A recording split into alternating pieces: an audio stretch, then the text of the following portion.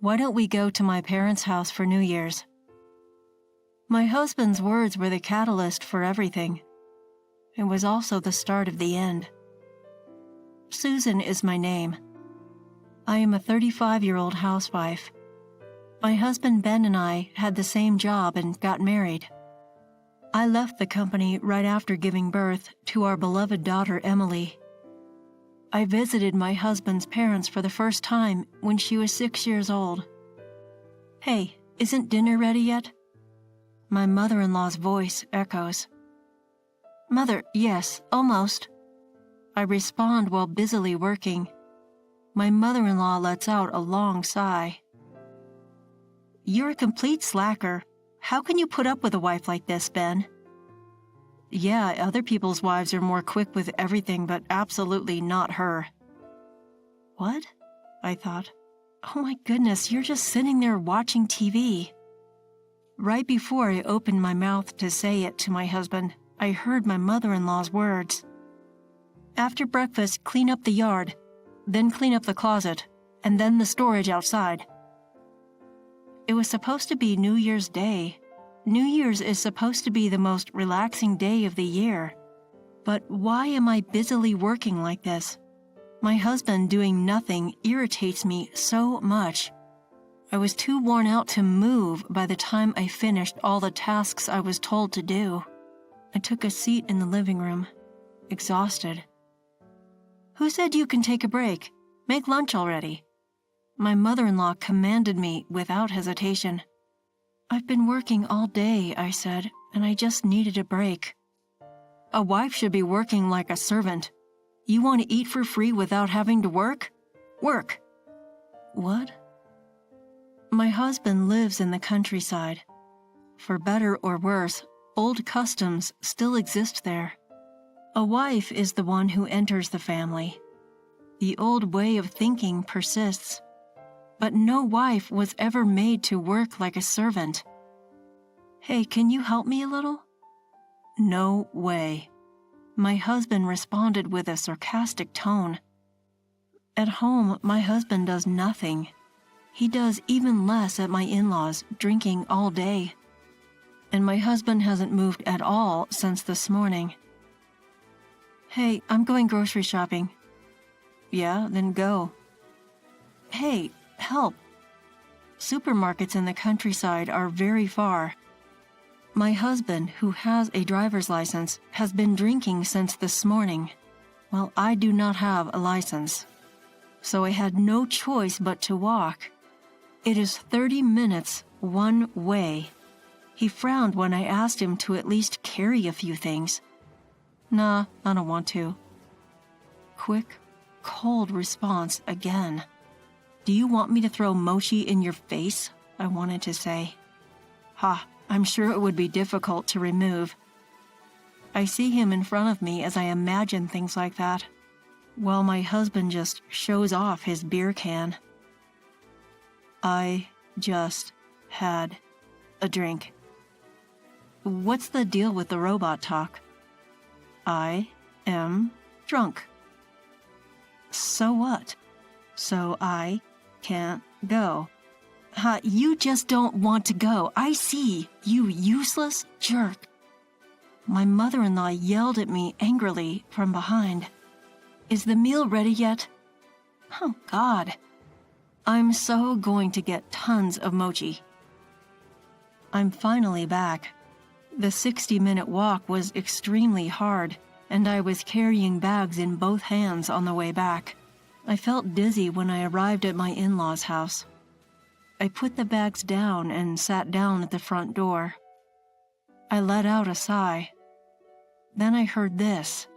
"Hurry up, you are slow with everything, just like your mother." I'm sorry. I just heard my mother-in-law yell and my daughter apologize. And at this moment, I was the robot that had just used up all of its energy, but now found energy to spare. As if I had forgotten how tired I was, I jumped to my feet and dashed in the direction of the voice. I stomped into the kitchen, stepping on my husband who was still on the floor doing nothing. I heard him groan but didn't care. And this is what I saw. "What are you doing?" My mother-in-law and daughter both looked at me as I yelled, "Mom!" "Oh, you're finally home." My daughter's face lit up when she saw me. I could see tears in her eyes. My mother-in-law sat down like she didn't care. "What are you doing?" I demanded of my mother-in-law. My mother-in-law sneered at my question. My daughter was holding the rice cooker's inner pot in her hand. "Why is she holding that?" "What are you doing, Emily?" My daughter explained uncomfortably. "Well, Grandma told me to get ready because she was hungry. First, she told me to cook rice. I washed the rice and—" She can't even cook rice. Such a useless granddaughter. What are you teaching her? She is just like you. I wonder if she really is my son's daughter." Of course, I could no longer control my anger when she talked about my daughter. "She's only 6 years old. I can't believe you're asking her to do that. Of course she knows how to do it, but can't you just do it yourself? How dare you do that to your own grandchild?" My mother-in-law's face turned bright red and her voice squeaked. "What are you saying? You want to put this old woman to work? What a horrible woman! Look, a wife is a servant, and she's supposed to shut up and work, and the daughter of a servant is also a servant." A servant? Who do you owe your living to? You live off my son's hard work. You are supposed to respect my son and me. Stop complaining and get to work, servant. Yelling, my mother-in-law left the kitchen. She was so fierce that I could not say anything back to her. I didn't have a word to say. I was speechless at how stupid she sounded. Then I heard her and my husband talking. "Your wife is useless. She's no better than a servant." "Well, when my daughter grows up, she'll be of some use to you. Just have a little more patience. You're having a hard time too at home, right? You can come back if you want." "Divorce? That's fine, but I need a servant." "Hey, why don't we live together? I'm sick of my current job too. Maybe it wouldn't be a bad idea to let her do the work and I can relax and live in the countryside." What did my husband just say? I was horrified by his comment. "Oh, that's a good idea." My mother-in-law agreed, and I was just out of my mind. I clenched my fists, but noticed they were quickly covered with warm hands, and I realized, "Mom?" It was my daughter. I slowly looked at her. She looked up at me with a worried face. I crouched down, meeting her eyes, and slowly spoke to her. "Hey, Emily. What, Mommy? Do you like Daddy?" Okay, she can't give me an immediate answer. Of course she can't. My husband is indifferent to her growing up. When he comes home from work, he doesn't even talk to my daughter. He sits on the couch and watches TV, or he's on his phone. On weekends, he goes out drinking and comes home late. After COVID, he drinks a lot at home. The hangover the next day is a regular occurrence. On holidays, he either stays home doing nothing or goes out with friends. Very few times we went out as a family. I mean, when was the last time we went out together? This family trip to the in-laws is the first trip we had together in years. I am sure my husband doesn't even know which class my daughter is in kindergarten. He doesn't know what she likes and what she doesn't like. He is not interested in what my daughter wants to be in the future. He probably doesn't even know that she'll be in elementary school next year. She can't say she loves her father. Of course she can't. I asked her again, "Well then, do you like your grandmother?" "No." Well, this time it was an immediate answer. I laughed. I thought to myself, well, yeah, if she yells at her like that. Then she said something unexpected. "Because she bullies you, Mom. It's New Year's Day and you haven't had a chance to relax at all. She's always telling you to do this and that. Grandma is so cruel." Wow, children are watching things. Well, I guess they can tell when I'm always being ordered around like that. Smiling, I asked her the important thing. "Emily, do you want to live with your grandmother?" She shook her head. "Do you want your father?" "No." That was a wonderful, immediate answer, and I decided, the next day. I went out with my daughter in the morning. By the time we got back to my in-laws' house, it was dark outside. When I entered the house, my mother-in-law and husband were waiting for me, looking annoyed. They said, "You're finally home? What have you been up to?" "Yeah, some stuff." I avoided my husband's question. Seeing me like that, my mother-in-law said to me, "Ha, young wives these days. I'm hungry, servant. Where's my food and tea?" My mother-in-law acting like commander-in-chief. I silently served them both tea.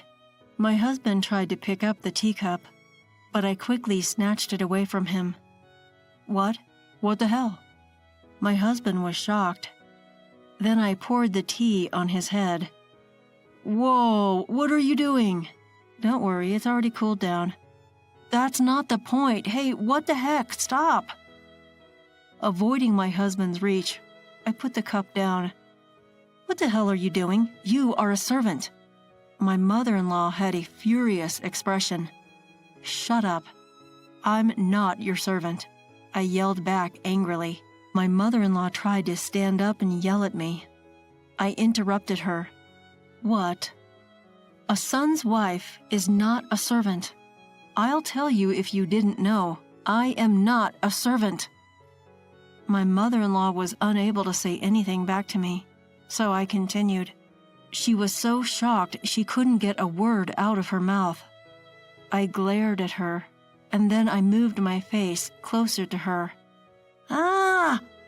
My mother-in-law screamed. I moved my face closer to her. I didn't care. The distance between us was 10 centimeters. Listen to me.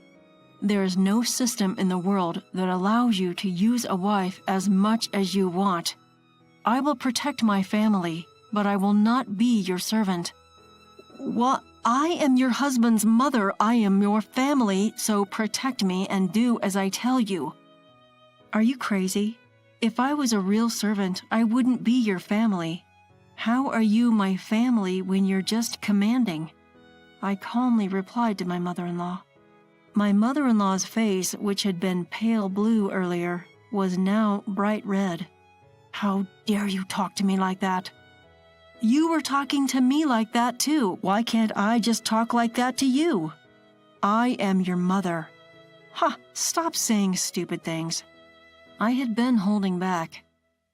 I had been holding back so much until now, but I couldn't do it anymore. There is a limit to everything, and the attitude of my mother-in-law and husband finally broke down my wall of patience. And what do you think your grandchild is, a servant? You treat your grandchild as a servant? Stop messing around with me. I moved my face even closer to hers, and her face turned blue again. It was like a traffic light. What a weak woman you are. She had been so bossy, but just one little counterattack makes her like this? So surprised by her weakness. I scoffed and turned away from her. My mother-in-law, still with a blue face, was shaking a little. I turned my attention to the other person. Now you. Yes? So shameful how he answers like this. I glared at him. What have you been doing while our daughter was being treated like a servant? I was on my phone. And was drinking beer. Drinking beer while your daughter and wife were treated like servants. What a great life you have. I'm sorry. You think you just have to apologize? Ah! I yelled at him with a devilish look on my face, and he screamed pitifully. He ran away and hid behind his mother. What are you doing? My head began to ache. Forget it, just fill this out. What is this? My husband, who had been hiding behind his mother, slowly came out. It was like a turtle and a baby turtle. When he noticed what the paper in my hand was, his face immediately went blank. Divorce papers? What? We are divorcing, so I'll never come here again. At my words, my mother-in-law said, "What?" My husband also said, "What?" His mouth dropping open. I shook the paper in front of them. My part is already filled out. I'll submit it to the government office after the New Year's break, so get to it. That paper is a fake. How can you get it when the government office is closed? Well, I'm sorry, you can get divorce papers even on holidays. And you can even download them online. If I want, I can bring it to the office today and they will accept it. When I said this and pushed the divorce papers at him, he shook his head, half crying. No, I don't want this. I don't want a divorce. You don't want me to leave you, huh? No. You'd be glad to have me around to do everything for you? Yes. You don't want a divorce because you're comfortable with me as your servant? Yes. Oh, no, that's not what I meant. Ha, see? No! Is this deja vu? I think my husband screamed like that when I yelled several minutes ago. Oh well. If he's not writing it down, I'll have to ask an expert to do it for me. I'm getting a divorce even if you don't sign it. I've already spoken to my parents. Emily. Yes, Mom. Are you ready? Yes, I've packed all my things. As if to answer my call, my daughter came out. She held up her bag in her hand. Hey, are you going somewhere? I looked back at my husband, holding up my own bag too. Good question. We're going back to my parents' house now. Huh? You've got to be kidding. You've got to be kidding me. No, I'm not. This was not a joke? You treating us like servants? We can discuss this through our lawyer. Goodbye. I said what I was going to say. I took my luggage and headed for the front door with Emily. My husband immediately chased after us. Wait a minute, you can't live without me. Hearing those words, I stopped. I turned around slowly, and my husband also stopped. I stared at him. Did you forget? I asked. What do you mean? I used to have a better career than you, and I used to make more money than you. I quit my job when I got pregnant, but even then, I was making more money than you are now. My words made my husband pale. He had been working at the same place, but had he forgotten about it? Very convenient memory. I know I have a blank slate, but I will start working little by little. My parents are willing to help me. We are going to stay at my parents' house for a while. I will go back to work little by little. Even if I don't make as much money as I used to, I'll probably manage. No, I'll make it work. Seeing how determined I was, my husband was already half crying. I'm sorry, I can change. Please don't divorce me. You had so many chances to change your mind, but you were the one who threw them away. It's too late for regrets. Saying this, I put my hand on the front door. Then, wait. My mother-in-law, who had remained silent until then, called out to me. What is it? I turned around, annoyed, and saw my mother-in-law there with a troubled look on her face. My mother-in-law exclaimed, What happens to my meals? I don't care, I yelled, and we left my in-laws' house. Then my daughter and I went to my parents' house. My parents welcomed us with smiles. Well. Rough start to the new year. My mother urged us to warm up by the heater. My daughter was relieved and started peeling tangerines. Yes, sitting by the heater and eating tangerines for the new year. It was such a hectic New Year's. I hope we can spend a relaxing time next year. I promised myself that I would go to the shrine tomorrow to make that wish. After that, my husband kept insisting that he did not want a divorce. The discussion was difficult, but in the end we managed to reach an agreement, taking into consideration the fact that our daughter was refusing to stay with her father. Of course, child support was paid all at once. There was no way I could trust that man. As a result, the apartment where we originally lived was sold, and Ben, who became my ex-husband, returned to his parents' home. My mother, she doesn't do anything, or rather, she's getting worse than before. One day, my ex-husband called me and whined. He told me that a neighbor had seen me working like a servant, and the fact that we were getting divorced was also known early on through the information network unique to the countryside. As a result, my ex-mother-in-law is being looked at with white eyes by the neighbors. Yeah, of course she is. No matter how rural the area, treating a wife like a servant is wrong.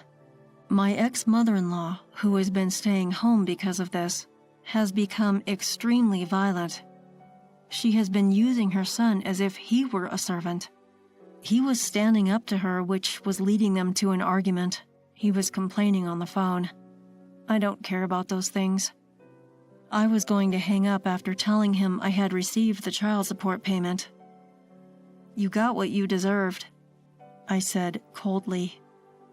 I could imagine my husband half crying on the other end of the phone. Please, can't you help me just a little? I'm Emily's father, and my mother is her grandmother. I smiled at his words, though he couldn't see me, and said, I just had a drink. Why are you talking like that? I am drunk. Hey, I can't go. Hey, I'm sorry. Why would I go help? I shouted and hung up the phone. I blocked his number. Good fortune comes to those who laugh. For a while after that, I couldn't stop laughing. Huh? The garage shutter, which is usually closed, was oddly open. No way. My hand shakes, and the umbrella I'm holding trembles slightly. I can feel my heart pounding. As I get closer to the car, I realize clearly there's not just a woman in the car, but also a man. And they are in the midst of an affair. Ugh! I bite my lip to stop myself from screaming in shock. I can't let them know I'm here. I need to gather evidence. The person who comes out of the car is undoubtedly my husband, Freddie. Come on, the car is cramped. Let's do it outside next time, huh? Freddie's cheerful voice sends shivers down my spine. Stop it! Someone might see us. Close the shutter. No, it's fine. The car will hide us. The remote is too far away. Come here, Moselle. You're the best in the world. It's no use anymore. I can't stay here anymore. But if I leave now, what about the evidence? I fight the nausea and try to think. That's it. I quickly grab clothes lying on the ground and a remote hanging on the wall and leave the garage. For you two, so vigorously passionate, being naked suits you well. Stay there together forever. First time having a woman in charge. Are you sure you can handle it? Please, I don't want any complaints or tears, says the client jokingly, but without malice. I'm Holly, 34 years old. I've been in sales for over a decade. I'm used to this. Don't worry, I've got it under control. As I smiled amiably, our client Leroy began packing up his documents. All right, he said, standing up from his desk. I'm used to it, but I can't shake off the unsettling feeling in my chest. Please contact me anytime if anything comes up before our next meeting. I stand up, hiding my feelings, and follow Leroy. He moves towards me, pats my shoulder, and then strokes my back. Yeah, I'll get in touch. Looking down on me because I'm a woman, yet showing ulterior motives because I'm a woman? Trying to keep my distance from his hand, I find it troublesome. Hey, Leroy, what are you doing? Don't get too friendly. A man's voice causes Leroy to hastily back off. Freddie, this isn't what it looks like. Ignoring Leroy's flustered excuses, the man apologizes to me. Leroy is sorry. I'll speak to him about this. Oh, and feel free to ask for a change of person in charge anytime. That man who had a better sales smile than me, this man, probably Leroy's boss, would become my husband just a few months later. His name is Freddie. He's 6 years older than me at 40. At first meeting, I was impressed by his considerate demeanor, and Freddie continued to show his smart handling of situations. Gradually, we were drawn to each other, and a month ago we got married. The Freddie I met back then was certainly charming. It was surprising that he hadn't been married until he was 40. But perhaps there was a reason why he had stayed unmarried until that age. Looking at our new home, I sighed. Rewinding to before we got married, Freddie was a frugal person. I earn decently, but there's no need to waste, right? When I asked about our wedding plans, Freddie was surprised. Wedding ceremony or not, it's a personal choice. There are various values and beliefs, but how you communicate those values is important. I didn't have a strong desire for a big wedding, but being treated as a waste made me feel uneasy. I pushed these indescribable feelings down and asked the next question. So what about our new home? Shall we go house hunting next weekend? Both Freddie and I were living with our parents, so moving into one of our apartments wasn't an option. We needed to decide on our post-marriage residence. Freddie faintly suggested moving in together, but I firmly declined. Often returning home late at night due to work, I didn't want to inconvenience his parents with different living rhythms, so renting seemed like the logical choice. How about looking for a 2 LDK apartment? To my suggestion, Freddie unexpectedly objected. An apartment? He looked dissatisfied. Could he still be hoping for us to live together? I've said before, living together is difficult. No, it's not that. I've only ever lived in a house, you know? Freddie interrupted me. I lived alone during college, then moved back home for work. Freddie, on the other hand, commuted from home during college and had no experience living alone. Are you worried about the size? For now, without kids, an apartment should be enough. No, it's not about the size. Can't you understand? It's just a feeling. I don't care about the size or age, but I want a house. Okay, got it. Let's look for one. So with his peculiar insistence, we moved into this house. Our new home from today is a 50-year-old rental house. Older than my parents' house, but a house as he wished. I would have preferred something newer, but couldn't convince frugal Freddie. They say you grow attached to old houses as you live in them. Well, that's true. The rent is cheap for its age, and it might be sensible considering the future. But the deciding factor for this house wasn't the rent.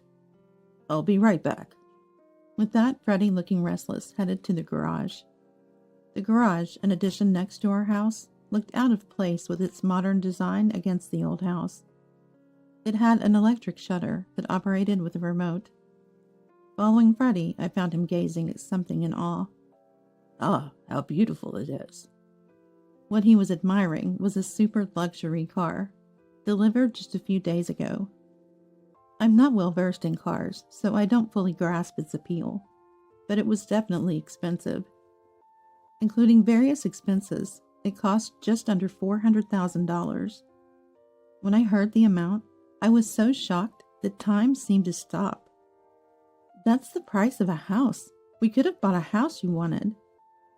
No, houses don't matter to me. Don't you get it? It's a man's dream. A man's dream. I wish he wouldn't dismiss such an enormous amount as merely a man's dream.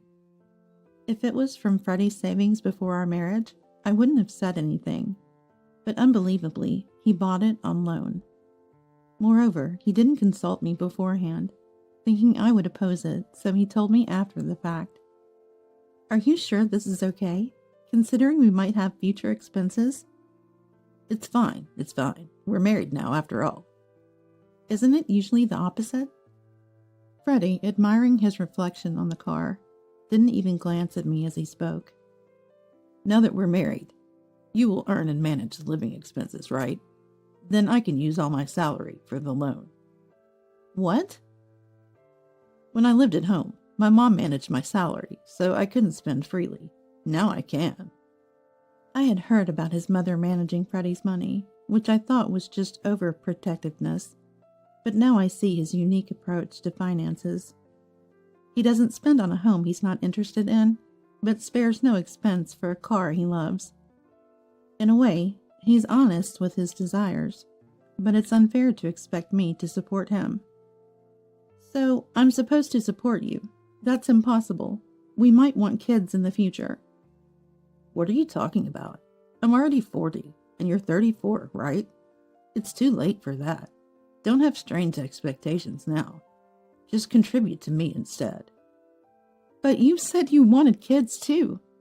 Yet all you care about is the car? If it happens, we'll raise it, I guess. Oh, and don't say support. I work too, you know.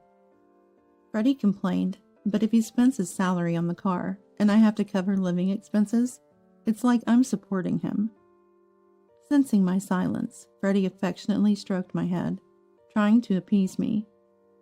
Jealous of the car? How cute. Don't worry. I'm all about you. Love you. You're the best human in the world. Although I knew he was trying to appease me, his absurd words made me laugh, and I couldn't say anything more. This is quite a situation for a newlywed. During a work break, Lindsay, Freddie's age, and a rising star at work, listened to my rant with a wry smile. Her work performance had been exceptional, leading to an unusually rapid promotion. Being so empathetic and trusted by everyone, Lindsay was always there for advice. I knew he was particular, but I never imagined he'd be so self-centered. My ex-husband was the same. He always put himself first, never listening to anyone else. Exactly. Our moving boxes are still unpacked, and he keeps sneaking off to the garage. Well, I ended up divorcing because he never changed. But Holly, you're still newlyweds, right? Maybe you'll change. Lindsay pulled out a small bag of chocolates and placed it in front of me. Eat something sweet, refresh yourself. You don't have to accept your husband blindly, but maybe try meeting him halfway. Of course, joining the divorcee club is always an option. As I ate the chocolate, Lindsay and I exchanged smiles. True, I had little interest in cars and hadn't made much effort to understand them. Maybe my attitude showed whenever Freddie talked about cars. Since I'm finishing work early today, maybe I'll cook his favorite Chinese dish and wait for him.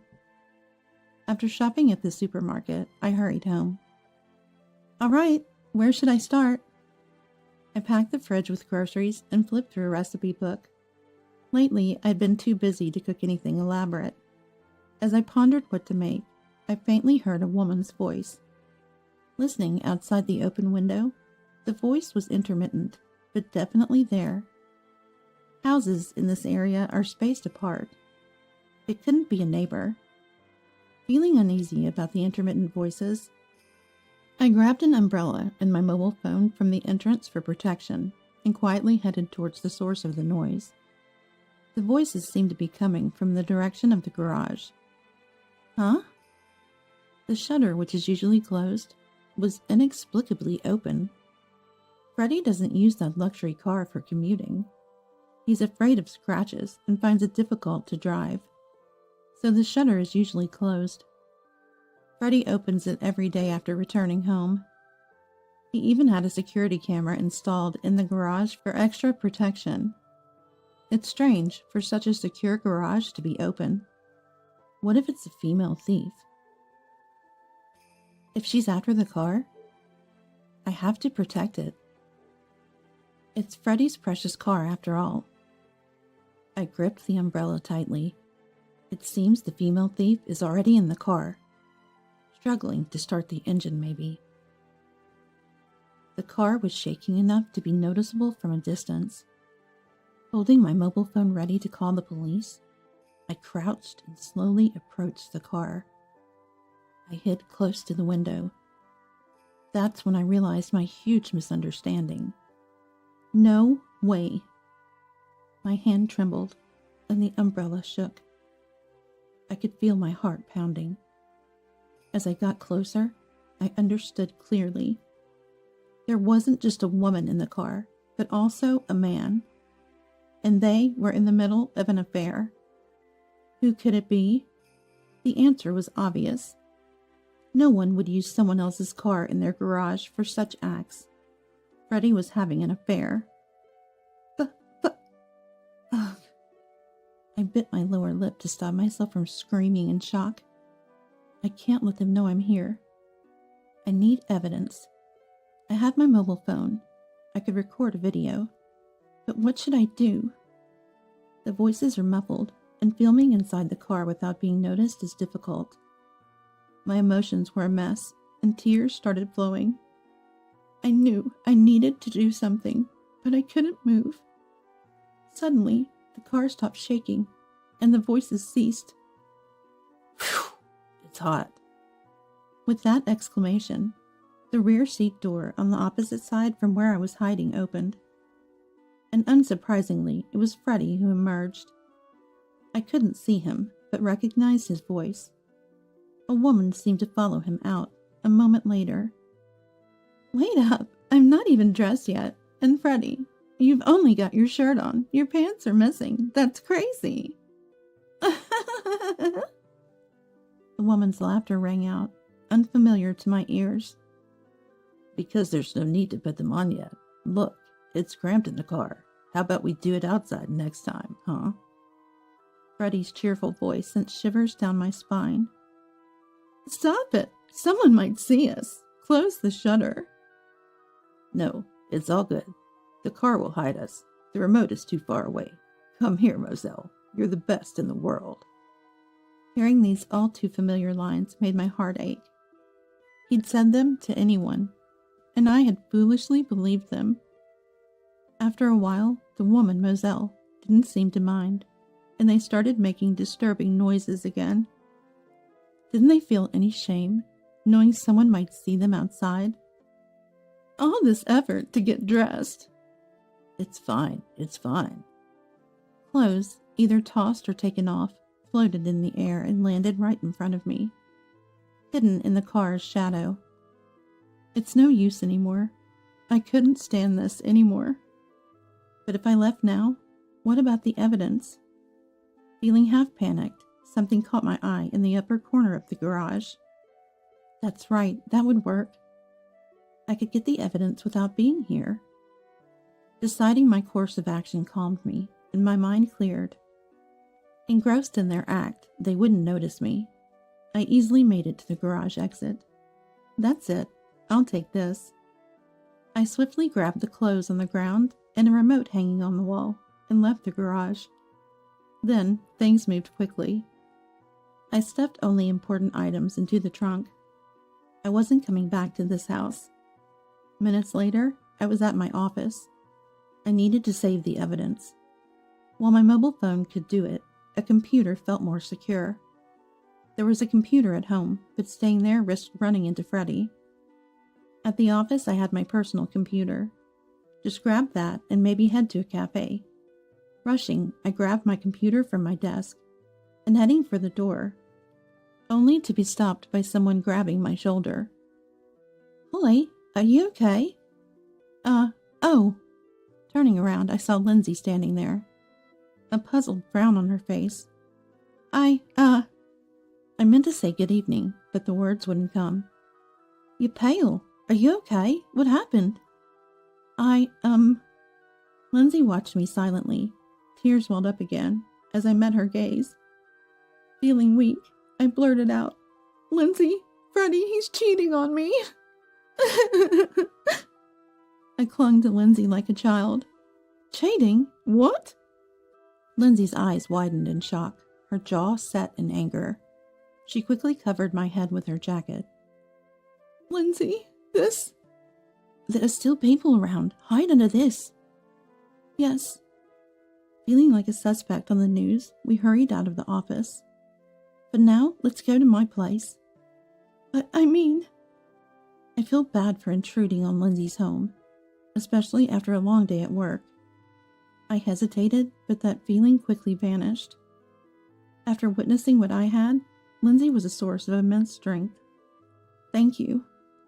Lindsay's apartment, a few minutes' walk from the office, reflected her capable nature, calm, elegant, and tidy. So, what do you need the computer for? Is the cheating confirmed, not just a suspicion? Lindsay asked, offering steaming coffee. Well, actually, I hesitated, then told her everything. Unbelievable! That's outrageous! After hearing it all, Lindsay was shaking with anger. What now? What's your plan? I can't be with him. Not just as a wife, but as a person. I'm thinking of starting divorce proceedings. That's pretty malicious behavior. You should get as much compensation as possible. Got enough evidence? I can refer a lawyer. Thank you. That's why I brought this. I placed my personal laptop from work on the table. A few minutes of working on it, I turned the screen towards Lindsay. This? Your husband and his affair? Yes, it's a recording. I never thought the surveillance camera for the luxury car would be useful like this. It could be remotely operated, and the data was stored in the cloud, meaning everything from that moment was recorded. From them getting into the car to their monkey-like antics, you've got it all. This is enough evidence for cheating. I'm relieved. Can you view it in real time? What are those monkeys doing now? Probably gone by now, right? Well, I pulled out the remote from my bag and showed it to her. This is for the electric shutter. I closed it when I left.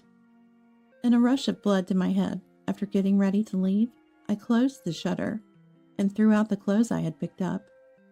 It was a rash action. But right now, those two were trapped in the garage in a sorry state. You did that? Hilarious! Lindsay burst into laughter, slapping her thigh. They must be panicking right now, right? Checking the camera, it seemed they had noticed the shutter closing, but too late to escape. The camera showed them arguing in a pathetic state. Lindsay laughed even harder, and I couldn't help but smile. Then my mobile phone rang. It was Freddie. I didn't want to answer, but reflexively pressed the button. Well, there's nothing else to be done. I reluctantly answered. Hello? Holly, still at work? Freddie's voice, trying to sound calm, quivered slightly. Yeah, with Lindsay. What's up? Oh, there's been a malfunction with the garage shutter remote, and I'm locked in. Can't find the remote either. It wasn't a malfunction. I had closed it deliberately, and the remote was with me. That's tough. Maybe call a repair service. They should open it quickly. No, it's fine. Don't want to waste money. Yeah, I'll figure something out. Freddie hastily denied. Of course he would. If a repairman came, they'd easily open the shutter, revealing them in their less than dignified state. Could you come back home right now? Sorry, that's impossible. Hey, your husband is in trouble. How can you dismiss it so easily? Are you even a wife? I don't want to be lectured by someone who's boldly asking for help while trapped with his mistress. Well, if you insist, I guess I could make the call. No, wait. That's not what I... Oh, come on. Freddie sounded frustrated. Perhaps he found it challenging to explain the situation without revealing the truth. What's going on? You're acting strange. I'm going to hang up now. Wait, Holly, I pretended not to hear and hung up. But he called again immediately. Lindsay smiled as I pondered what to do. Freddie must be trying to get Holly to open the door, she said.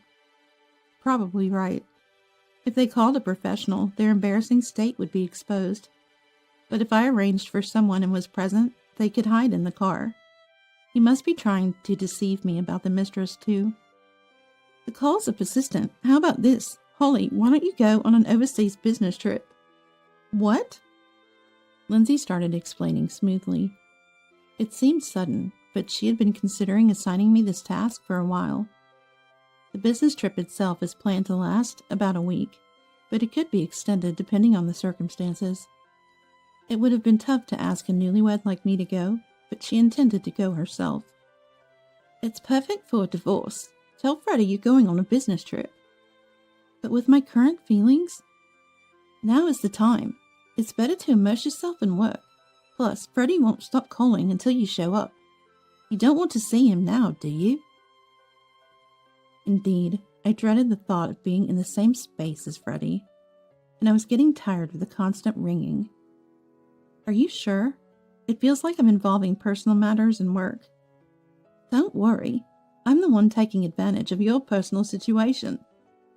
Despite my hesitation, Lindsay persuaded me, and I decided to go on the business trip. I messaged Freddie on WhatsApp. I have an urgent business trip, so I won't be back for a week.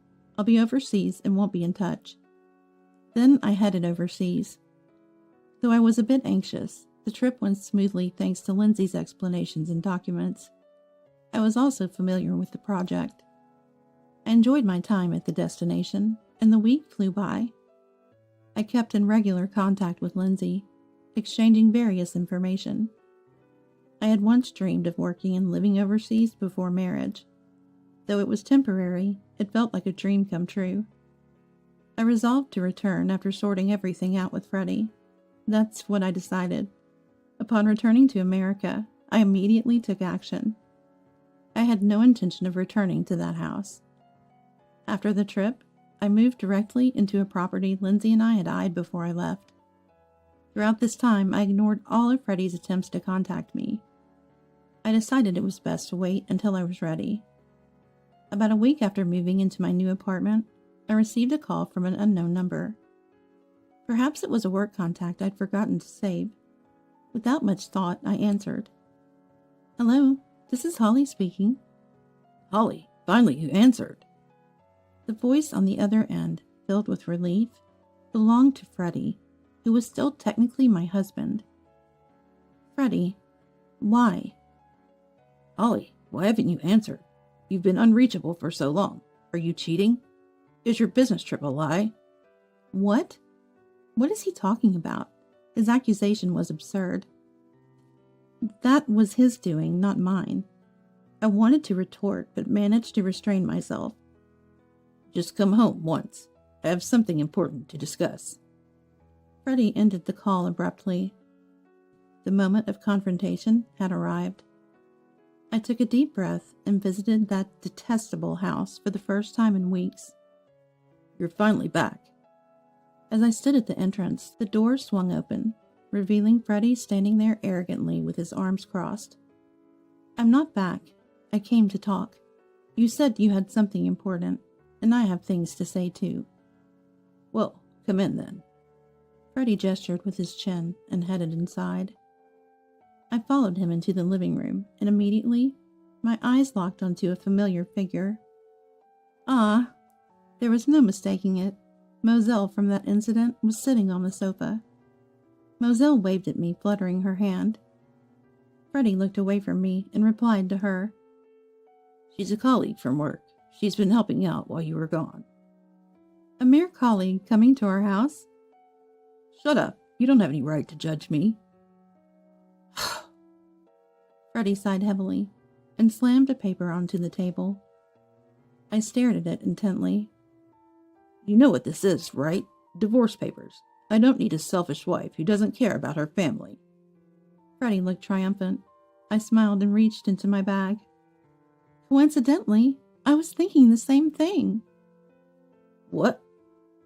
Imitating Freddie, I slammed my own divorce papers onto the table, already filled out. Why would you? Because I want a divorce, just like you. That's true, but Freddie seemed shocked, perhaps expecting me to be tearful and pleading. Shall we proceed? About the compensation. Freddie looked up, startled. yes, that's important. We need to talk it over properly. I wasn't sure about the amount, so I consulted a lawyer.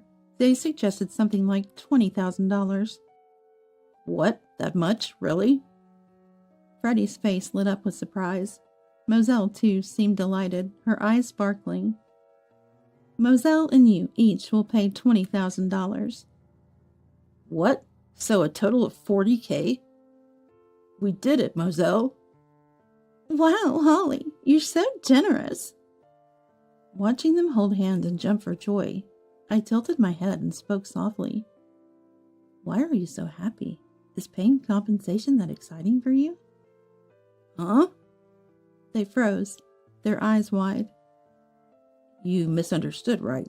You just said we have to pay the compensation? Of course. Why would I pay it? Freddie turned red with anger as I smiled. You're to blame. It's because of your selfishness that I even considered divorce.